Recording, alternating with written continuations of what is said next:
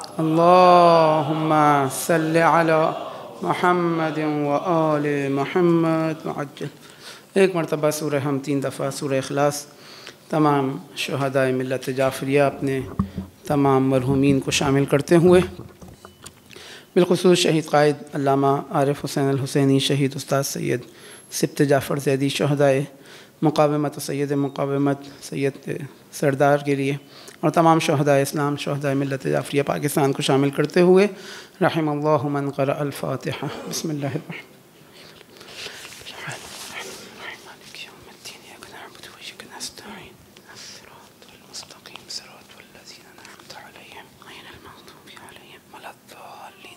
रहमानिर रहीम। बिस्मिल्लाहिर रहमानिर रहीम।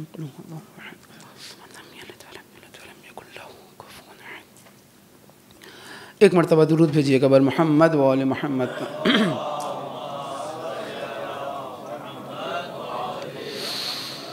अऊज़ु बिल्लाहि मिनश शैतानिर रजीम। बिस्मिल्लाहिर रहमानिर रहीम। अल्हम्दुलिल्लाहि रब्बिल आलमीन अल्लज़ी ला यब्लुगु मिदहतहुल क़ाइलून वला युहसी नअमाअहुल आद्दून वला युअद्दी हक़्क़हुल मुज्तहिदून। सुम्मस्सलातु वस्सलामु अला अशरफिल अंबिया वल मुरसलीन हबीबना व हबीबिल आलमीन अबिल क़ासिम मुहम्मद व अला आलिहि त्वय्यबीन अत्ताहिरीन अल मासूमीन अल मज़लूमीन अल्लज़ीना अज़हबल्लाहु अन्हुमुर रिज्सा व तह्हरहुम तत्हीरा।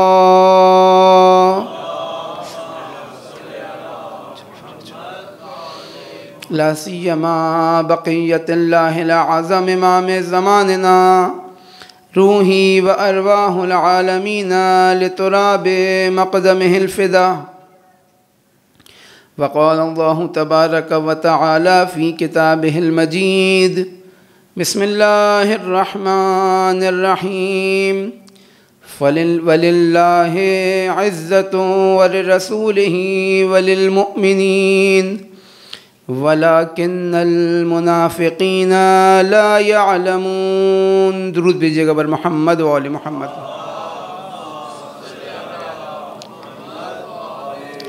खुदावंद आलम का एहसान है, उसका शुक्र कि उसने हमें ये तौफ़ीक़ अता की कि हम अपने आप को, अपने घर वालों, अपने महल्ले, अपने मुल्क, इस सरज़मीन को अहले बैत अलैहिस्सलातु वस्सलाम की तालीमात से, कुरान करीम की आयात से, अहले बैत की रिवायात से और बिलख़ुसूस सय्यदुश्शुहदा अलैहिस्सलातु वस्सलाम पर गिरियावज़ारी से मुनव्वर कर सकें। कल तक जो हमारी गुफ्तगू इस मौजू के तहत जारी थी कि करबला मयार है फ़त्ह कामरानी का, उसके ज़ेल में चंद अराइज़ आपके सामने बयान किए कि खुदावंद मुताल इंसान को जो चीज़ अता करना चाहता है, या जिसे आसान अल्फाज में कहा जाए कि जो कामयाबी और सआदत इलाही जहान बीनी, इलाही तसव्वुर कायनात के ज़ेल में तारीफ़ की जाती है, वो उस सआदत, उस कामयाबी से मुख्तलिफ़ है जो एक मादी तसव्वुर कायनात बयान करता है। और उस इलाही तसव्वुर कायनात के तहत उसकी नज़र में जो कामयाबी का मयार है वो ये कि इंसान हक़ के साथ जुड़ा हो, इंसान हक़ के लश्कर का हिस्सा हो, इंसान अपने ज़माने में हक़ को पहचानता हो, उसका साथ देता हो अपने ज़माने के इमाम की मदद और नुसरत करता हो, उनके लश्कर में उसका शुमार हो। और हर दौर में यकीनन यही एक मयार रहा है जो हर दौर के हक़ के लश्कर के लिए फ़तह व कामरानी का सबब बना। लिहाजा इसके बरक्स जो गिरोह हत्ता मुसलमानों के दरमियान मौजूद रहा, जो हौसले पस्त किया करता था, जो इस फ़तह व कामरानी के बरख़िलाफ़ गुफ्तगू किया करता था, जहाँ नबी करीम हज़रत मोहम्मद मुस्तफ़ा सल्लल्लाहु अलैहि वसल्लम बशारत दिया कर रहे हैं, नवीद सुना रहे हैं फ़तह नुसरत की, वहीं ये मुनाफ़िकीन, इनका काम ये होता था कि ये लोगों के अंदर नाउमीदी, लोगों के अंदर एक खौफ, एक दुश्मन की हैबत, इसको पैदा करने की कोशिश करें। लिहाजा ये दो पैरेलल मकातिब, ये दो पैरेलल सोचें आलम इस्लाम के दरमियान, आलम इस्लाम के अंदर मुसलमानों के दरमियान शुरू से चलती आ रही हैं। एक वो जो क़ुरबानी का जज्बा रखते हैं, एक वो जो अपने दीन के लिए, परवरदिगार आलम के लिए, आइम्मा अलैहिस्सलातु वस्सलाम के लिए अपना सब कुछ क़ुरबान करने को तैयार हैं, क्योंकि उन्हें मालूम है कि फ़तह नुसरत की अलामत ये नहीं है कि वो ज़िंदा रहें, फ़तह नुसरत की अलामत ये नहीं है कि उनके पास माल व दौलत हो, फ़तह नुसरत की अलामत ये नहीं है कि उनके पास टेक्नोलॉजी हो। हाँ, ये ज़रूर अल्लाह ताला की जानिब से अपना वजीफ़ा समझते हैं, अपनी ज़िम्मेदारी समझते हैं कि वो अपने आप को कुदरतमंद करें, अपने आप को तवाना करें, वो दुनिया के तरक्की याफ्ता ममालिक के अंदर उनका शुमार हो, तरक्की याफ्ता कौम के अंदर उनका शुमार हो, दुनिया की सारी ताकतें उनके पास मौजूद हों। और ये क्यों करते हैं? ये भी अल्लाह की खातिर करते हैं, लेकिन उनके लिए कामयाबी का मयार ये नहीं होता कि ये ना हुआ तो वो नाकाम है। लिहाजा वो वसाइल के ऊपर, वो असबाब के ऊपर इस हद तक एतमाद नहीं करते कि अगर उनके पास वसाइल व असबाब फराहम ना हो तो वो अपने ज़िम्मेदारियों को अदा करने से पीछे हट जाएं। लिहाजा जंगे अहज़ाब का वो वाक़या जो हमारी आखिरी गुफ्तगू जारी थी कि उस नाउमीदी के दौर में कि जब कुल्ले कुफ्र मुकाबले पर आ चुका है, सारा कुफ्र व निफाक, मुशरिकीन, मक्का व मदीने के सारे दुश्मन ये सब जमा हो चुके हैं। अब इस हंगाम में अल्लाह ताला ने वो सख्त तरीन इम्तिहान लिया मुसलमानों से कि नाउमीदी छा गई, एक खौफ, एक हैबत की फ़िज़ा उनके ऊपर छाई है, तारी हुई है। मुनाफिकीन अपना काम इसी हाल में अंजाम दे रहे हैं, नाउमीदी फैला रहे हैं। और वहाँ खुदावंद मुतआल ने अमीर अल मोमिनीन अली इब्न अबी तालिब अलैहिस्सलातु वस्सलाम के हाथों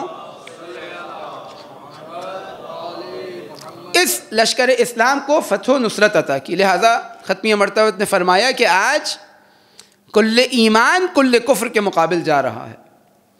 क्यों? क्योंकि ये वो फ़तह है, यानी वो जो फ़िज़ा आपके सामने तरसीम की गई, बनाई गई और बताई गई, यानी ऐसी हैबत छाई हुई थी कि अगर खुदा न खास्ता इस्लाम को शिकस्त हो जाती, अगर खुदा न खास्ता अमीर मोमिनीन का वो इक़दाम वहाँ हमें तारीख़ में नज़र ना आता, तो मुसलमानों के अंदर जो नाउमीदी, मुसलमानों के अंदर एक शिकस्त खोर्दा लश्कर का जो तसव्वुर अपनी निस्बत आने लगा था, वो तूल पकड़ जाता और वो मुस्तहकम हो जाता। लिहाजा खुदावंद मुतआल ने यदुल्लाह के ज़रिए उस आलम कुफ्र के ऊपर वो ज़रबत लगाई कि अब इस्लाम को फ़तह कामरानी की बशारत दी गई। जिस आयत को आज सरनामा कलाम करार दिया, खुदावंद मुतआल फरमा रहा है कि इज़्ज़त अल्लाह ताला के लिए है, लिल्लाहिल इज़्ज़तु व लिरसूलिही व लिल मुमिनीन। और बाज़ आयात दीगर जो बयान करती हैं कि इज़्ज़त सिर्फ़ और सिर्फ अल्लाह ताला के लिए है। इससे कबल चंद मुख्तलिफ़ मुनासबतों से आपके सामने जो गुफ्तगू का मौका मिला, उसके अंदर जो विलायत की बहस थी, वहाँ पर भी जब हम अल्लाह की विलायत के बाद रसूल अल्लाह की विलायत, आइम्मा अलैहिस्सलातु वस्सलाम की विलायत की जब बात करते हैं और उसके बाद एक दर्जा मोमिनीन के दरमियान आपस में विलायत, तो ये विलायत पैरेलल नहीं होती अल्लाह ताला के, बल्कि ये विलायत उस विलायत के तूल में होती है। ये विलायत अल्लाह ताला की अता करदा होती है।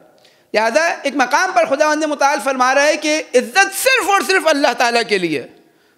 लेकिन यहाँ जब वो जंगी मरहला बयान किया जा रहा है, जब कुफ़ार से मुकाबले की बात की जा रही है, तो अब मोमिनीन को बता रहा है कि देखो इज़्ज़त अल्लाह के लिए है, इज़्ज़त उसके रसूल के लिए है और इज़्ज़त मोमिनीन के लिए है। क्यों? क्योंकि यहाँ भी मुनाफिकीन का एक प्रोपेगेंडा है। एक काम कर रहे हैं, एक साजिश कर रहे हैं कि एक मरहला वो आएगा, हम पलटेंगे मदीने से और जो मदीने के अजीज़ तरीन लोग हैं उनको जलील और रुस्वा करेंगे। यानी ये पूरी प्लानिंग अंजाम दी जा रही है। और कई ऐसे वाक़यात हैं जो हमें नज़र आते हैं कि मुनाफिकीन ने बारहा जो हुकूमतें, पहली हुकूमत इस्लामी कायम हुई मदीने में, मुनाफिकीन ने बारहा कोशिश की कि किसी तरह ये खाना जंगी का शिकार हो, किसी तरह इसके बतन से एक फितना वजूद के अंदर आए और इस पूरी इस्लामी जो निज़ाम हुकूमत तश्कील दिया गया रसूल अल्लाह की जानिब से, इसको तबाह बर्बाद कर दिया जाए। लिहाजा पूरी कोशिश उनकी है। खुदावंद मुताल उनके दावे को बयान करने के बाद फरमा रहा है कि देखो जान लो इज़्ज़त सिर्फ़ और सिर्फ अल्लाह के लिए है, उसके रसूल के लिए है और मुमिनीन के लिए है जो उसके अल्लाह और रसूल के ऊपर ईमान लेकर आए। वलाकिन्नल मुनाफिकीना ला यअलमून, लेकिन ये नहीं जानते। ये क्यों नहीं जानते? खूब कल आपके सामने एक बात हुई और मैं बहुत जल्दी के साथ उसमें से गुजर गया। देखिए वो जो हमने बात की थी कि हमारा जो एक्शन है, जो हमारे अफ़आल हैं, वो जिस कानून के मुताबिक होते हैं, ये कानून एक आइडियोलॉजी के ऊपर बेस करता है, यह आइडियोलॉजी एक वर्ल्ड व्यू के ऊपर बेस करती है। यानी क्या? यानी पहला मरहला यह है कि इंसान इस कायनात की निस्बत उसकी निगाह क्या है ये मालूम करे। इस कायनात की हकीकत क्या है? ये कायनात आया बेसबब खल्क हुई? अब सबसे पहली बात, ये खल्क हुई या नहीं, इत्तफाक से वजूद में आ गई। ये जो खल्क हुई ये सबब के साथ खल्क हुई, इसका कोई मकसद था या ये बेमकसद कायनात है? इसके अंदर कोई सिस्टम, कोई निज़ाम, कोई इसका खालिक, कोई मालिक, कोई इसका चलाने वाला मौजूद है या नहीं है? आया ये कायनात सिर्फ इस मादी जो दुनिया हमें नज़र आ रही है, जो हम हवासे खमसा से दर्क कर सकते हैं, आया सिर्फ वहाँ तक महदूद है या नहीं? ये कायनात इससे बहुत ज़्यादा वसी है। ये तमाम चीज़ें तय करने के बाद जब हमें एक मरहले पर पहुँच जाएंगे, इन सवालों के हम जवाब दे देंगे। इंसान की निस्बत, ये इंसान की हकीकत क्या है? सिर्फ ये मादा है या नहीं? इस जिस्म के साथ उसकी एक रूह है जो हकीकत में वो है। ये जिस्म सिर्फ एक मरकब की मानंद है, एक सवारी की मानंद है। ये तमाम चीज़ें तय करने के बाद जब हम उस मरहले पर पहुंच जाएं कि इन सवालों के जवाब दे सकें अपने आप को, तो अब हमारे सामने इस कायनात की एक पिक्चर वाज़े होगी कि ये कायनात क्या है और क्या नहीं है। यानी इस क्या है और क्या नहीं है का जो जवाब है, इसे हम कहते हैं तसव्वुर कायनात। ये जो वाज़े हो जाए हमारे लिए कि ये कायनात क्या है और क्या नहीं है, ये चीज़ तय करेगी कि अब हमें क्या करना चाहिए है और क्या नहीं करना चाहिए। यानी मैंने पानी की आपके सामने मिसाल दी थी एक और मरहले के ऊपर। ये पानी यहाँ मौजूद है, यानी ये गिलास यहाँ मौजूद है। अब एक मर्तबा यह मेरे लिए सवाल है, खूब इस गिलास में क्या है? इस गिलास में पानी है, इस गिलास में जहर है, इस गिलास के अंदर मिसाल के तौर पे खाना पकाने वाला कोई तेल है, क्या है? ये जो मेरी मारिफत है इस गिलास के अंदर मौजूद उस माए की निस्बत, उस लिक्विड की निस्बत, ये बताएगी कि मुझे इस गिलास के अंदर जो माया मौजूद है उसकी निस्बत क्या करना चाहिए, क्या नहीं करना चाहिए। लिहाजा तसव्वुर कायनात की बुनियाद पर कि ये कायनात क्या है, इसका कोई खालिक है या मालिक है या नहीं है, इस कायनात के अंदर नज़्म मौजूद है या नहीं है, इस कायनात का कोई मकसद है या नहीं है, इस बुनियाद पर मैं तय करूँगा कि अब इस दुनिया में क्या होना चाहिए और क्या नहीं होना चाहिए।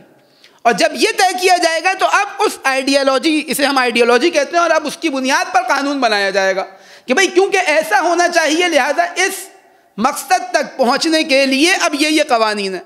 अब वो चाहे अगर हम इलाही जहानबीनी के कायल हैं और हम नबूवत के कायल होते हैं और हम कहाँ पे कहते हैं कि अब आइडियोलॉजी ये तकाजा करती है कि कोई आए अल्लाह ताला की जानिब से और वो आकर वो अहकामात बताए, ताकि वो चीज़ें जो हम अपनी अक्ल से दर्क नहीं कर सकते, वो हक़ाइक़ जो हम हवासे खमसा से दर्क नहीं कर सकते, वो वही इलाही के ज़रिए हम तक पहुँचे, ताकि हम सआदतमंद हो सकें, ताकि हम कामयाब हो सकें।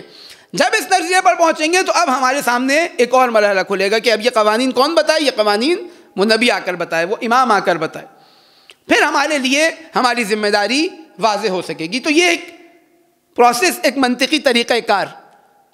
आज दुनिया में क्या समझा रही है? आज हमें दुनिया तकाज़ा ये करती है कि तुम तुम्हारा तसव्वुर कायनात कुछ भी हो, तुम अल्लाह पर एतक़ाद रखते हो रखो, तुम रसूल अल्लाह पर एतक़ाद रखते हो रखो, तुम क़यामत पर एतक़ाद रखते हो रख दो, लेकिन तुम्हारी जो ये डेली रूटीन है, तुम्हारा जो ये सबकी ज़िंदगी है, जो तुम्हारा जो ये लाइफ स्टाइल है, तुम्हारे ऊपर जो निज़ाम हाकिम है, तुम्हारे ऊपर जो क़वानीन हाकिम है, लाजमी नहीं है कि तुम इनके अंदर भी उसी तसव्वुर कायनात को तलाश करो। आसान अल्फाज में तुम्हें यकीन हो कि तुम्हारे सामने जो गिलास है इसके अंदर जहर रखा है, लेकिन लाजमी नहीं है कि जो तुम्हारा एक्शन हो वो उसी चीज़ को देख कर आए कि इसके अंदर जहर है या पानी है।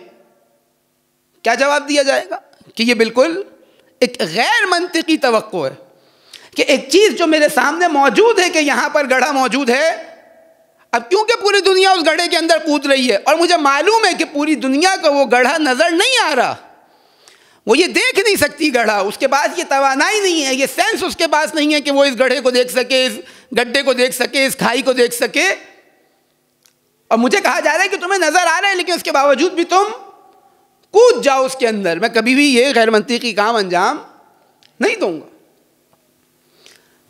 लिहाजा वो तसव्वुर कायनात, हमारा जो एक्शन है वो किस चीज़ को के ऊपर बेस करता है, वो हमारे आइडियोलॉजी के ऊपर, आइडियोलॉजी बेस करती है तसव्वुर कायनात के ऊपर कि मैं देखूं कि अगर मैं वाक़अन मेरा तसव्वुर कायनात ये है कि अल्लाह है, अल्लाह ने इस कायनात को बनाया है, ये कायनात सिर्फ इस मादी दुनिया तक महदूद नहीं है जो हमें अपनी आँखों अपने कानों से सुनाई दे रही है, अपनी आँखों से दिखाई दे रही है, सिर्फ इस मादी असबाब तक महदूद नहीं है, बल्कि हकीकत जिससे बहुत बुलंद है।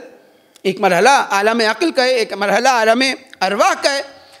जब ये मैं इन चीज़ों को दर्क कर रहा हूँ तो अब मेरा जो एक्शन है, जो मेरी आइडियोलॉजी और उसके मुताबिक जो मेरा एक्शन है वो उसी तसव्वुर कायनात के मुताबिक होगा।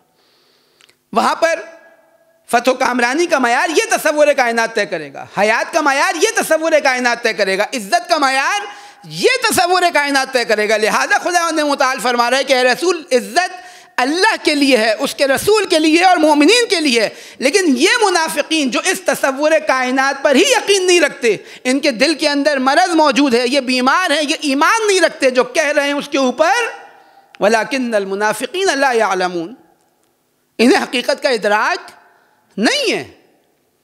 इनका तसव्वुर कायनात, इनकी आइडियोलॉजी, इनकी नज़र, इनकी निगाह, इनके लिए कामयाबी और कामरानी, इनके लिए हयात और मौत, ये सब कुछ मुख्तलिफ है उससे जो अल्लाह देना चाह रहा है, जो रसूल अल्लाह देना चाह रहे हैं, जो आइम्मा अलैहिस्सलातु वस्सलाम देना चाह रहे हैं। लिहाजा जब हर चीज़ का मयार मुख्तलिफ है, हर चीज़ की तारीफ़ मुख्तलिफ है, तो हमें दो मुतज़ाद राहें नज़र आती हैं एट अ टाइम इस्लाम में कि एक जो है वो हक़ का पैरों, वो मंतिकी सैर करते हुए आ रहे हैं, लेकिन बाद अफराद ऐसे हैं जो उस मंतिक का इनकार करते नज़र आते हैं, उस लॉजिक का इनकार करते नज़र आते हैं। बज़ाहिर उसी तसव्वुर कायनात को मानते हैं लेकिन अमल के अंदर उसके मुखालिफ हैं, बज़ाहिर उसी नज़रिए को मानते हैं लेकिन अमलन उसके मुखालिफ हैं। और ये चीज़ हमें आलम इस्लाम के अंदर नज़र आती है, ख़ुद रसूल अल्लाह के दौर से, रसूल अल्लाह के बाद के दौर में और आज तक ये मसाइल हमें नज़र आ रहे हैं। किसकी जानिब से? उनकी जानिब से जिन्हें खुदावंद मुताल ने मुनाफिक कहा, उनकी जानिब से जिन्हें खुदावंद मुताल ने कहा कि इनके दिल के अंदर मरज़ मौजूद है। लिहाजा ये मरहला वो इज़्ज़त का जो दर हकीकत उस हयात का नतीजा है जो खुदावंद मुताल देना चाहता है। अब एक कलामी यहाँ पे बहस है कि खुदावंद मुताल की जब हम सिफ़ात को देखते हैं, जो उसकी सिफ़ात ऐन ज़ात हैं, लेकिन उन सिफ़ात को भी कैटेगराइज किया जाता है। जो बुनियादी तरीन सिफ़त जो अल्लाह ताला की साबित की जाती है पहले मरहले के ऊपर, वो हयात है कि खुदावंद मुताल हई है। उस हई के नतीजे में खुदावंद मुताल कादिर व आलिम है, और अब जो बाकी सिफ़ात निकल रही हैं वो इन्हीं तीन सिफ़ात से माखूज़ हैं। अल्लाह ताला ये चाहता है अपने बंदे को कमाल अता करे, अपने बंदे को परवान चढ़ाए, अपने बंदे को अपने करीब करे, लिकाए परवरदिगार की मंजिल तक पहुँचाए। आइम्मा अलैहिस्सलातु वस्सलाम भी यही चाहते हैं और इसके ऊपर मुफस्सल आपके सामने इससे पहले बयान हुआ कि जब हज़रत सय्यदुश शुहदा अलैहिस्सलातु वस्सलाम एक दफ़ा दुरूद भेजे मौला की ज़ात पे बावाज़ बुलंद, जब मक्के से रवाना हो रहे हैं तो जो मुख्तलिफ़ खुतबात सय्यदुश शुहदा अलैहिस्सलातु वस्सलाम ने बयान किए मुख्तलिफ़ मराहिल पर, मक्के में जो खुतबा इरशाद फरमाया उसके आखिर में फरमाते हैं कि अला वमन काना फ़ीना बाज़िलन मुहजतह व मुवत्तिनन अला लिक़ाइल्लाहि नफ़्सह फ़लयरहल मअना, कि देखो मेरे साथ कौन आए? 2 मयारात देके जा रहे हैं। कौन आए मेरे साथ? वो आए जो कुर्बानी का जज्बा रखता हो, जो अपने आप को हमारे ऊपर कुर्बान कर सके। मन काना फीना बाज़िलन में हो जाता, हमारे ऊपर अपने आप को कुर्बान कर सके। हमारे ऊपर कुर्बान कर कर क्या हासिल करना चाहता है? नतीजा क्या निकलेगा इसका कि वो हमारे ऊपर अपने आप को कुर्बान कर दे, हमारे लिए अपना खून जिगर बहाए। व मुवत्तिनन अला लिक़ाइल्लाहि नफ्सा, वो चाहता क्या है? उसकी आरज़ू ये है कि वो परवरदिगार आलम से मुलाकात करे। अगर ये 2 शर्तें किसी में मौजूद हैं, ये 2 सिफ़ात किसी में मौजूद हैं, वो इन 2 चीज़ों का इरादा रखता है, मुसम्मम है इसके ऊपर, फल यरहल माना, तो फिर वो हमारे साथ चले। क्यों? क्योंकि जो बड़े हदफ नहीं रखता, जो बहुत छोटे छोटे अहदाफ रखता है, वो इस मारिके के अंदर सैयदुश्शुहदा अलैहिस्सलातु वस्सलाम के लश्कर में शामिल नहीं हो सकता। शहीद मुतअल्ली अलैहिर्रहमा एक मिसाल देते हैं, कहते हैं आप तसव्वुर करें कि आपको एक अजीम काम के लिए खुदा ने, यानी उस वक्त के मसलन बादशाह ने मिसाल के तौर पर आपको इंतखाब किया, आपको जवाहिरात से, हीरे जवाहिरात से भरा एक तश्त आपको दिया और कहा कि जाओ इस तश्त को लेकर फला जगह पर पहुंचा दो। अब आपके नज़दीक इसकी जो अहमियत है, इसकी जो अर्जिश है, जो कीमत है इसकी, वो आप जानते हैं। रास्ते में आप निकले, बहुत सारे लोग हैं जिन्होंने आपके हौसले पस्त करना चाहे, आपको तंग किया, आपको अजियत दी, मुख्तलिफ तोहमतें आपके ऊपर लगाई, मुख्तलिफ इल्ज़ाम आपके ऊपर लगाए, मतलब छोटे मोटे मसाइब भी आपके ऊपर ढाए गए, आपको तंग किया गया, आपको मारा गया। लेकिन ऐसा नहीं होगा कि अगर आपके नज़दीक वो जिम्मेदारी जो आप अंजाम दे रहे हैं, अगर वो बहुत बुलंद है, वो बहुत बड़ी जिम्मेदारी है, तो ऐसा नहीं होगा कि आप तश्त रखेंगे और वहाँ पर वो जो गली में चलते फिरते लोग अजियत का सबब बन रहे हैं, आप उनसे लड़ने भिड़ने लग जाएंगे और उनसे एक लड़ाई की कैफियत जो है वो ईजाद हो जाएगी। क्यों? क्योंकि आपको मालूम है कि अगर ये मकसद पूरा हो गया, अगर मैंने इस तश्त को, अपनी जिम्मेदारी को अंजाम दे दिया, इस तश्त को वहाँ तक पहुँचा दिया, तो अब जितनी इनकी ये छोटी छोटी साजिशें, छोटे छोटे ये जो मुश्किल काम अंजाम दे रहे हैं, अजियत कर रहे हैं, तंग कर रहे हैं, ये सब की सब मेरी जो थकन है ये दूर हो जाएगी, ये मेरे लिए मुश्किल नहीं रहेगी।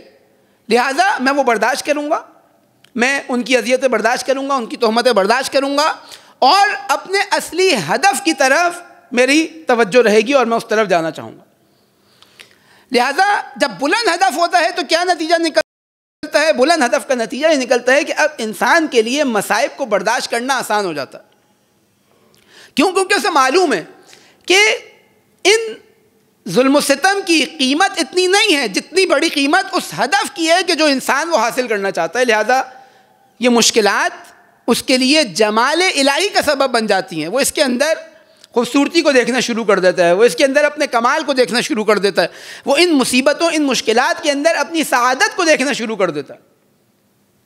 इसके बरक्स जो मुनाफिकीन का रवैया है वो बिल्कुल बरक्स, उनका काम ही यही है कि वो रोड़े अटकाएं, उनका काम ही यह है कि वो मुश्किलात ईजाद करें, उनका काम ही यही है कि वो नाउमीद करें।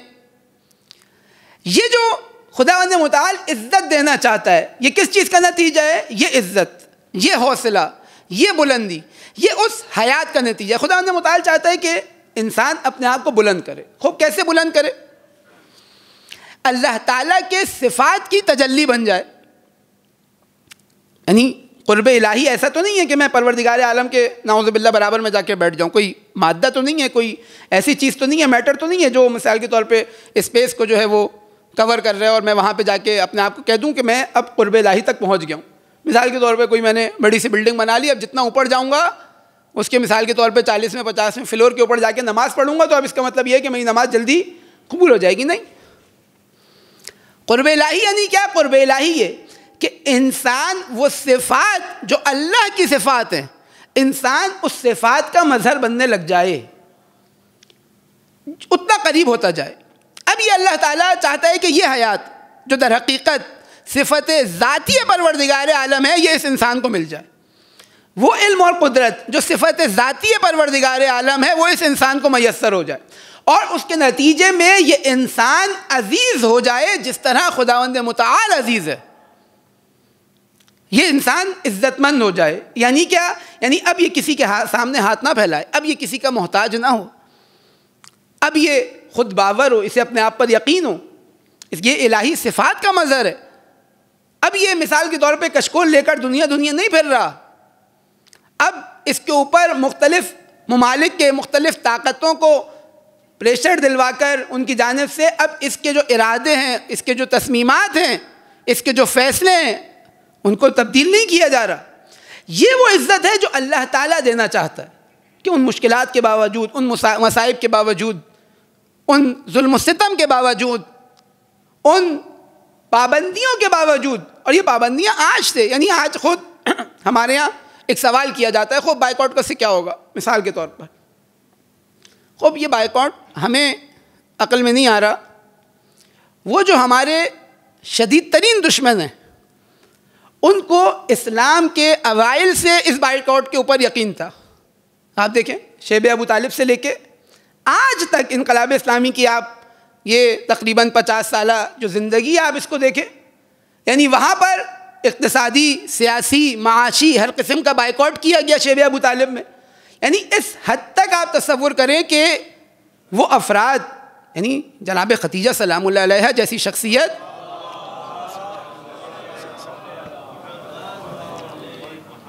वो उसमें मौजूद है, और वहाँ एक एक खजूर को चंद अफराद तकसीम कर कर खा रहे हैं। यानी इस शिद्दत के साथ बाइकआउट किया जा रहा है। खूब ये उनको मालूम था कि इक़्तिसादी बाइकआउट का एक नतीजा है, गरचे क्योंकि उनकी कैलकुलेशंस के मुताबिक, मादी कैलकुलेशंस के मुताबिक वो ये समझते थे कि इनके ईमान को मुतज़्ज़िल कर देंगे पाबंदियाँ लगा के, सैंक्शंस लगा के। लेकिन क्या हुआ, आज इस्लाम अपनी पूरी कुदरत के साथ ज़ाहिर हो रहा है। युरीदूना लियुत्फ़िऊ नूर अल्लाह बिअफ़वाहिहिम, कि ये चाहते थे कि अपनी भूखों से अल्लाह के इस नूर को बुझा दें, ये नहीं हो सका। और ये उन्हें मालूम था जो वो करने जा रहे थे, बिलाखिर वो जुल्म सितम, वो बाइकआउट, वो इक़्तिसादी, वो सियासी, वो माशी बाइकआउट, और आज तक वो अपने इन इरादों के अंदर मुसम्मम है। अगर आप उनके सामने तस्लीम ना हो, अगर आप उनके सामने ज़लील और रुस्वा ना हो, अगर आप उनके सामने मोहताज ना बने, अगर आप उनके ऊपर डिपेंडेंट ना हो, तो अब वो आपका बाइकआउट करेंगे। ये उनको समझ आ रहा है, लेकिन हमारे जो बड़े बड़े दानिश्वर हैं उनको समझ नहीं आ रहा। अब ये एक सीधी सादी सी चीज़ है। मैं मिसाल के तौर पर मेरे घर वालों को कोई कत्ल कर दे, उसने मेरे घर के सामने दुकान खोली हुई हो, मैं भूख से मर जाऊंगा, लेकिन उस दुकान से कोई चीज़ ख़रीदना मेरी गैरत के ख़िलाफ़ होगा। लेकिन अगर इस्लाम के ऊपर हर्फ आ जाए, अगर दीन की बात की जाए, अगर उम्मत मुस्लिमा की बात की जाए, तो अब ये बात मेरे समझ में नहीं आती। अगर तुम्हारी ज़ात का मसला था तो समझ आ रहा था, लेकिन जब अल्लाह के दीन की बात है, जब इस्लाम की बात है, जब उम्मत मुस्लिमा की बात की जा रही है, तो अब तुम्हारे ये समझ नहीं आ रहा। खूब आया खुद, यानी अब उस दुकान के अंदर चाहे मेरे को चंद रिश्तेदार भी काम करते हो तो मैं उनसे नाराज़ होऊंगा। फिर कहूँगा भाई तुम क्यों उसको तक़वियत दे रहे हो, क्या तुम्हारी मुझसे कोई रिश्तेदारी नहीं है? आज हमारे यहाँ वो बहाने बना दिए, खूब ये वर्कर्स जो हैं ये तो मुसलमान हैं, खूब इनको कितना फ़ायदा हो रहा है, उनको कितना फ़ायदा हो रहा है। और ख़ुद अगर ये वर्कर्स किसी लोकल फर्म के अंदर जाकर काम करेंगे, किसी एक ऐसे मिसाल के तौर पर रेस्टोरेंट में जाके काम करेंगे, तो क्या उस वक्त इनकी रोज़ी रोटी का सामान अल्लाह ताला नहीं करेगा? आया इक़्तिसादी तौर पर हमारा मुल्क और बेहतर हालत में नहीं जाएगा? आज देखिए वो प्लानिंग कर रहे हैं, वो पाबंदियाँ लगा रहे हैं, वो अफराद के ऊपर पाबंदियाँ लगा रहे हैं, वो मुख्तलिफ़ इदारों के ऊपर पाबंदियाँ लगा रहे हैं, मुख्तलिफ़ कंपनीज़ के ऊपर पाबंदियाँ लगा रहे हैं कि आप तरक्की ना कर सकें। लेकिन वही वलिल्लाहिल इज़्ज़तु वलिर्रसूलिही वलिल मुमिनीन, अगर इंसान मोमिन है, अगर इंसान अल्लाह और उसके रसूल के ऊपर ईमान रखता है, नतीजा क्या निकलेगा? नतीजा निकलेगा कि उनके सामने वो जो ज़ाहिरी ज़िल्लत है वो कभी कबूल नहीं करेगा, डट जाएगा, भूखा रहे, सैंक्शंस का शिकार हो। और अल्लाह के रास्ते में हमारे एक उस्ताद फरमाते थे, कहते थे कि देखो अगर अल्लाह के रास्ते में कदम बढ़ाओगे तो ये मत समझो कि, यानी अगर अल्लाह के रास्ते से कदम पीछे हटाओगे तो ये मत समझो कि तुम्हारी मादी दुनिया है वो मुहैया हो जाएगी। नहीं, कह रहे मैं मिसाल देता था अपने बच्चों को कि देखो अगर फुटबॉल मैच खेल रहे हो और नमाज का वक्त हो जाए तो नमाज पढ़ लो, वरना नतीजा निकलेगा कि वो मैच भी हार जाओगे और तुम्हारी नमाज भी चली जाएगी। क्यों? क्योंकि तुम अपने यकीन के बरखिलाफ अमल कर रहे हो। ये इंसान जान ले, कुरान वाज़ेह हुक्म देता है कि शैतान तुम्हें फ़क्र की तरफ बुला रहा है। अल्लाह ताला है जो तुम्हें गनी करना चाहता है, अल्लाह ताला है जो तुम्हें बेनियाज करना चाहता है। अगर तुम्हें अल्लाह पर यकीन है, अगर तुम्हें रसूल अल्लाह पर यकीन है, अगर तुम्हें अहले बैत अलैहिस्सलातु वस्सलाम पर यकीन है, तो उसके रास्ते को इंतखाब करो। आज भी ऐसा ही है। यानी हम समझते हैं कि ज़ाहिरी तौर पर इज़्ज़त को कुर्बान कर देना, इसके नतीजे में हम रिफ़ाह का हमें मुहैया हो जाएगी, हमारे पास आसाइशें आ जाएंगी। नहीं, हो सकता है कि आर्जी तौर पर हमें ज़ाहिरी कुदरत थोड़ी सी नसीब हो जाए, लेकिन लॉन्ग टर्म अगर उसकी जानिब हम निगाह करें तो नतीजा क्या निकलेगा? नतीजा ही निकलेगा कि आप मोहताज हैं।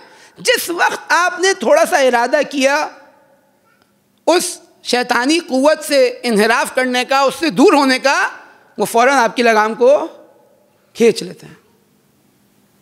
ये हमारे मुल्क के अंदर या जो दीगर इस्लामी ममालिक के अंदर जो चीज़ अंजाम दी जाती है कि पता नहीं कितने बिलियन डॉलर्स जो है वो दे दिया जाता है, कभी नोबेल प्राइज़ के लिए नॉमिनेट किया जाता है। ये सब क्या है? ये सब दर हकीकत अपने आप को उनके सामने हकीर जानना है।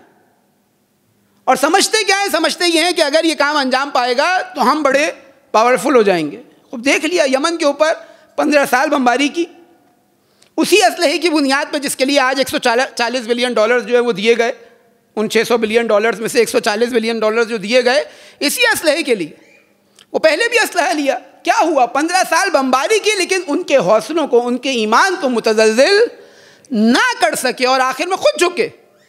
जिनके सरों की कीमत लगाई हुई थी उनको अपने महलों में दावत दी। खूब ये क्या था? वलिल्लाहिल इज़्ज़तु वलिरसूलिही वलिलमुमिनीन। लेकिन ये मुनाफिकीन नहीं जानते, ये इन तजुर्बात से फ़ायदा नहीं उठाते। अमीरुल मोमिनीन अली इब्न अबी तालिब अलैहिस्सलातु वस्सलाम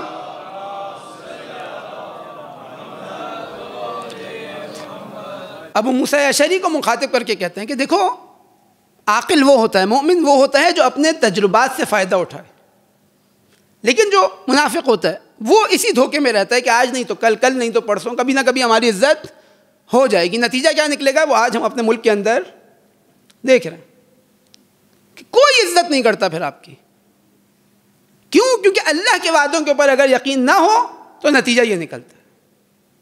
लेकिन अगर इस्तिकामत हो, पूरी दुनिया इकट्ठी हो जाए, पूरी दुनिया मुकाबले पर आपके आ जाए, लेकिन आप तस्लीम होने को तैयार ना हो। क्यों? क्योंकि आपका एतमाद अल्लाह ताला के ऊपर है, आपका एतमाद अल्लाह ताला की अता की हुई उन सलाहियतों के ऊपर है। लिहाजा पूरी दुनिया मद्दे मुकाबिल आ जाए, कोई तस्लीम होने को तैयार नहीं होता। और करबला इसका दर्स हमें दे रही है। उमर साद की मिसाल हमारे सामने। क्या किया? जानता था सैयद शुहदा अलैहिस्सलातु वस्सलाम को, वाकिफ था सैयद शुहदा से। ऐसा नहीं था कि अहले कूफा की जो अक्सरियत थी उसके लिए सैयद शुहदा कोई नया नाम था, उन्हें पता नहीं था। नहीं, कूफा और शाम के अंदर फ़र्क था। कूफा अमीर मोमिनीन की हुकूमत रही है कूफे के अंदर, हाकिम ने अमीर मोमिनीन कूफे के अंदर। कूफा वाले जानते थे, मौला को जानते थे। कूफा खवास का शहर था जो बाकायदा तामीर किया गया, बाकायदा प्लान्ड एक सिटी था जो रसूलुल्लाह की रहलत के बाद में वजूद में आया। वही इस्लाम के खवास करता धरता अफराद जो मक्के मदीने के अंदर थे वो कूफे आके ज़िंदगी बसर की। शाम के अंदर हालात मुख्तलिफ थे।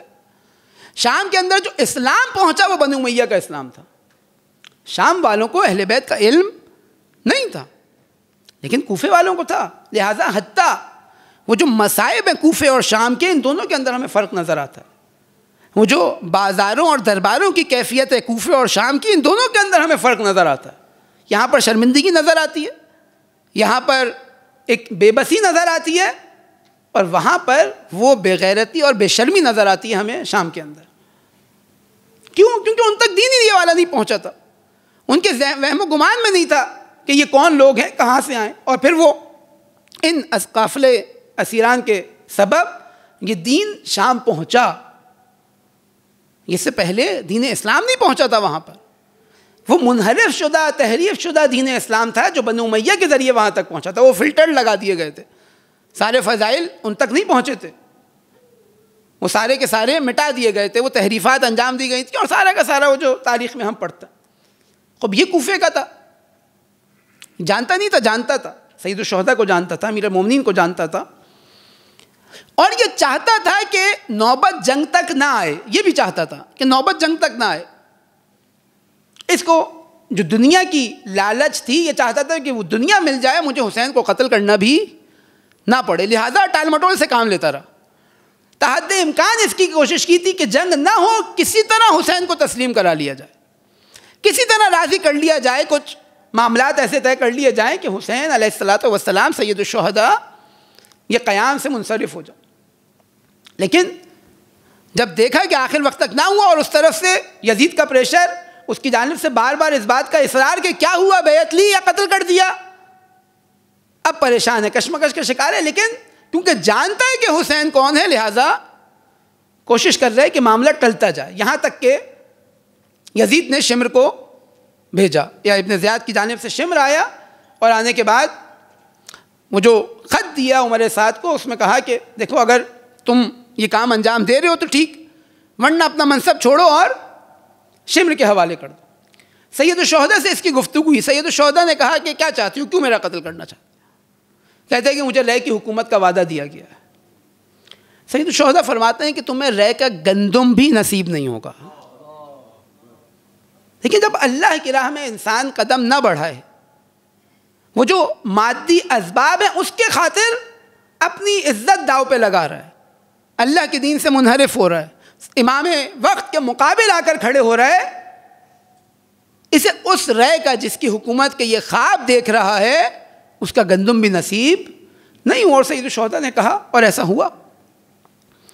लिहाजा वो इज्जत जो अहले बैत देना चाहते हैं, वो इज्जत जो, और उसकी कीमत इंसान तसव्वुर करे। सिर्फ एक मिसाल और मैं आऊँ मसाइब की जानिब। हम ज़ियारात में क्या पढ़ते हैं, अस्सलामु अलैका या सार अल्लाह व अब्ना सारे। सार यानी खून, सलाम उस पर जो खून खुदा है और जिसके वालिद खून खुदा हैं, यानी सार अल्लाह व अब्ना सारे।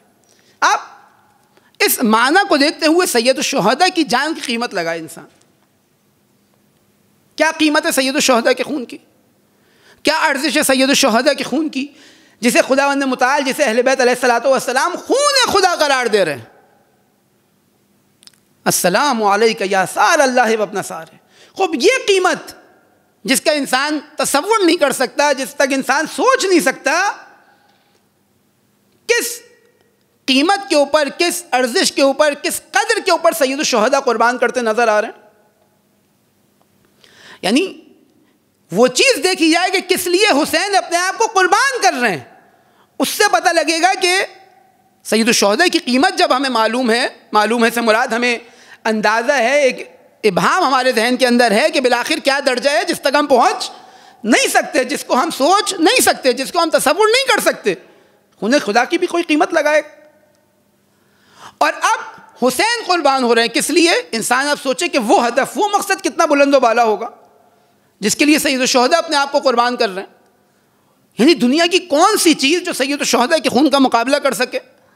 कायनात का कौन सा वो जुज़ होगा, कौन सी वो चीज़ होगी जो सैयद शुहदा अलैहिस्सलातु वस्सलाम का मुकाबला? क्या यानी ज़र्रा बराबर कहा जाए कि इसको इतनी दफ़ा मल्टीप्लाई कर दें तो शायद सैयद शुहदा अलैहिस्सलातु वस्सलाम का वो मर्तबा खून का बन जाए। नहीं, तसव्वुर नहीं कर सकता इंसान एक लामहदूद चीज़, और खुदावंद मुताल अपने आप से मंसूब कर रहा है। सारल्लाह यानी खून खुदा। गरचे बाज़ उलमा ने उसका जो माना किया है वो ये कि जिसका खूनख्वाह परवरदिगार आलम है, लेकिन बाज़ उलमा कहते हैं कि ये ताबीर, इसके अंदर तसामु है, इस ताबीर के अंदर एक हल्कापन है जो ज़ाहिर ये नहीं है, ज़ाहिर कुछ और है, और वो यकीनन हमारी अक्लों से, हमारे शऊर से बहुत बुलंद है। फ़िलहाल उसके ऊपर बहस नहीं है, लेकिन एक इंसान तसव्वुर लेके आए जो इतनी बड़ी चीज़ कि जिसकी कीमत लगाई नहीं जा सकती, जिसका तसव्वुर नहीं किया जा सकता, जिसको सोचा नहीं जा सकता, सैयद शुहदा आकर अपने आप को कुर्बान कर रहे हैं और मक्तल में आके जो रजस पढ़ रहे हैं, क्या पढ़ रहे हैं? अल-मौत औला मिन रुकूबिल आरी, कि मौत बेहतर है इससे कि इंसान जलील और रुस्वा हो जाए, इंसान तस्लीम हो जाए, इंसान अजीज ना रहे, इंसान इज्जत को अपने हाथों से धो दे। सैयद शुहदा मयार बयान कर रहे हैं इज्जत का। इज्जत की कीमत क्या है? वो इज्जत जो अल्लाह के लिए है, वो इज्जत जो रसूल अल्लाह के लिए है, वो इज्जत जो मोमिनीन के लिए। वो ज़ाहिरी इज्जत की बात नहीं हो रही कि जो चंद अफराद की वाहवा से, चंद अफराद की मिसाल के तौर पर तारीफ़ करने से इंसान समझता है कि बड़ा अजीज़ हो गया, या पैसा या माल दौलत या ज़ाहिरी असबाब। नहीं, वो इज्जत जिसकी बात सैयद शुहदा अलैहिस्सलातु वस्सलाम कर रहे हैं, उसकी कीमत इतनी है कि खून खुदा बह रहा है, खून खुदा कुर्बान हो रहा है। अल-मौत औला मिन रुकूबिल आरी। इंसान तसव्वुर करे। और जब इतना बुलंद हदफ होगा, जब इतनी वसी सोच होगी, तो अब ये मौत, अब इस मौत का खौफ, अब ये मुसीबतें, अब ये जुल्म सितम कुछ नहीं रहता इंसान के सामने। अहले बैत क्या, अहले बैत के बच्चों के सामने कुछ नहीं रही है मौत। कोई अर्जिश नहीं थी, बल्कि अर्जिश बरक्स थी, यानी मौत को गले लगाना चाहते थे, मौत के करीब जाना चाहते थे। अब खौफ नहीं है बल्कि मोहब्बत है। क्यों? क्योंकि जानते हैं कि इसके बाद वो मरहला और वो मंजिल है जो अल्लाह ताला हमें देना चाहता है। अल्लाह ताला इतना अजीज करना चाहता है कि क़यामत तक आने वाले हर इज्जतमंद शख्स के लिए मयार करबला वाले बन जाएंगे। इतना अजीज करना चाहता है। अब उसके लिए अब ये चीज़ें, ये मसाइब कुछ नहीं रहते। कल हज़रत अली अकबर अलैहिस्सलातु वस्सलाम का वो जुमला आपके सामने तिलावत किया कि जब बनी मकातिल पर सैयद शुहदा की आंख लगती है और फरमाते हैं कि ए बाबा कलमा इस्तरजा क्यों पढ़ा? जवाब दिया, ए बाबा अलस्ना अलल हक, क्या हम हक पर नहीं हैं? ए बेटा यकीनन हम ही हक पर हैं। इज़न ला नुबाली बिल मौत, फिर हमें मौत से खौफ नहीं।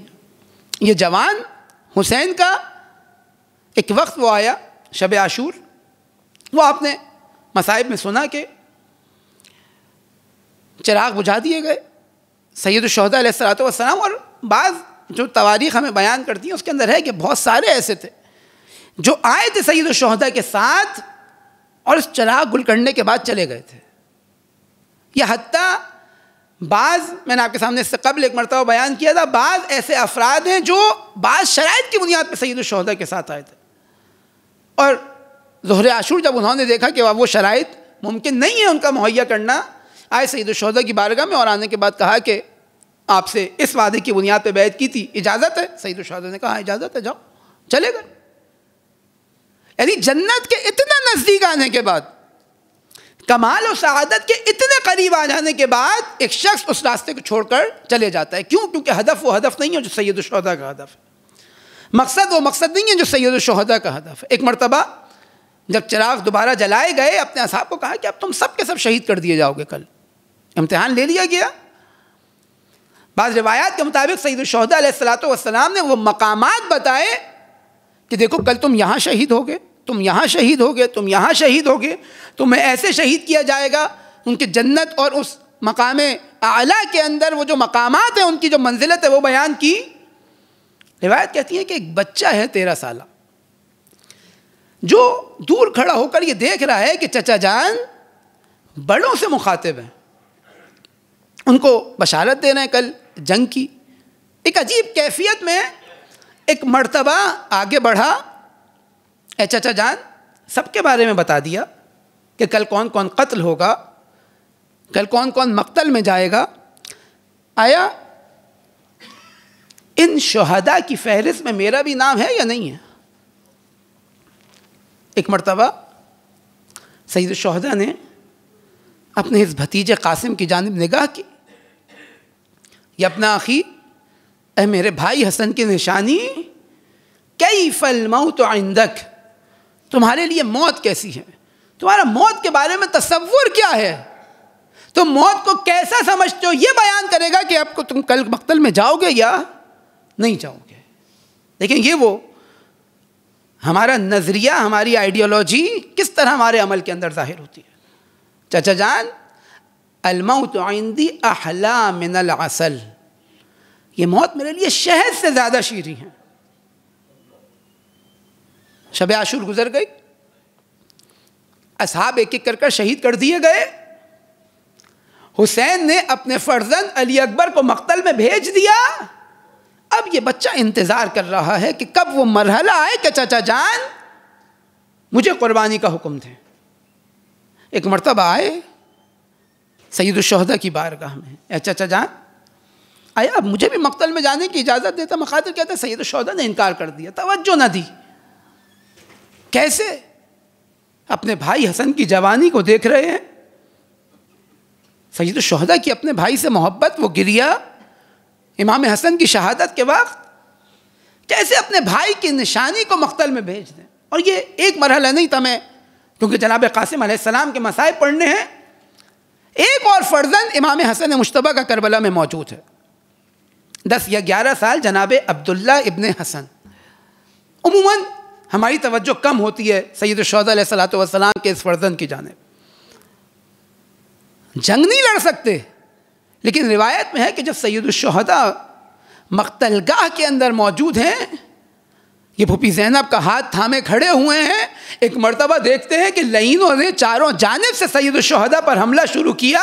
ये जनाब ज़ैनब का हाथ छुड़ाते हैं, वल्लाही ला उफारिक़ु अम्मी, कि ए लोगों जान लो कि मैं अपने चचा से दूर नहीं हो सकता। जाते हैं, वो लईन तलवार मारना चाहता था सैयदुश्शुहदा के ऊपर, ये अपने हाथ आगे कर देते हैं। रिवायत के अंदर है कि हाथ ऐसे कट जाते हैं और खाल से लटक जाते हैं। जनाब अब्दुल्ला इब्न हसन सैयदुश्शुहदा की गोद में कुर्बान कर दिए जाते हैं, और बाज़ मकातिल के मुताबिक ज़िबह कर दिया जाता है जनाब अब्दुल्ला इब्न हसन को। आखिरी शहीद करबला का सैयदुश्शुहदा की शहादत से कब्ल। और यह हज़रत कासिम अलैहिस्सलाम 13 साल उम्र। सैयदुश्शुहदा राज़ी नहीं होते।